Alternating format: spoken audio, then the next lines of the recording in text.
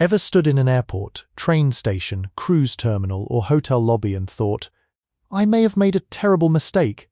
Good news.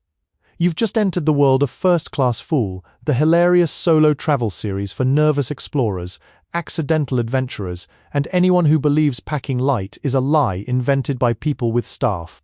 Travel smart. Laugh often. Panic responsibly. Solo travel planning sounds glamorous until you're 3 tabs deep into flight comparisons, staring at a map and wondering whether central location means walkable or technically in the same country. In this episode, we're unpacking the comic practical side of solo travel planning, the kind that helps you leave home without turning your suitcase into a shrine to anxiety. Because the goal isn't to become a flawless traveler. It's to become a traveler who can panic responsibly, recover quickly, and still find the train platform. The first step in smart solo travel planning is choosing a trip that matches your actual energy, not your fantasy self. That means picking a destination with straightforward transport, sensible arrival times, and accommodation that won't require a midnight expedition with a dead phone battery. A first solo trip should be forgiving. Look for places with easy airport or station access, walkable neighbourhoods, and enough food nearby that you don't have to solve dinner like a puzzle. The cheapest option is not always the best value if it costs you time, sleep, or your remaining will to live. Next comes the packing and booking phase, where the phrase "just in case" can quietly destroy your luggage allowance.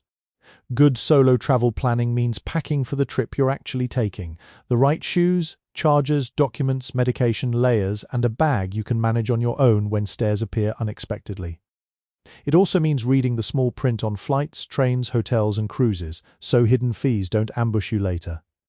Whether you're booking a hostel, a budget hotel, or a cabin on a ship, the real question is not what looks cheapest, but what will make this trip easier when I'm tired, hungry, and alone in a new place.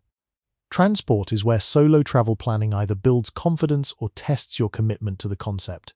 Airports, train stations, bus terminals, ferries, and ports all have their own special brand of confusion, so the best strategy is to simplify wherever possible. Choose direct routes when you can, allow extra time for connections, and don't treat a missed platform like a personal failure. The same goes for arrivals abroad. Know how you're getting to your accommodation, keep your essentials handy, and have a first night plan that involves food, water, and a charger before anything else.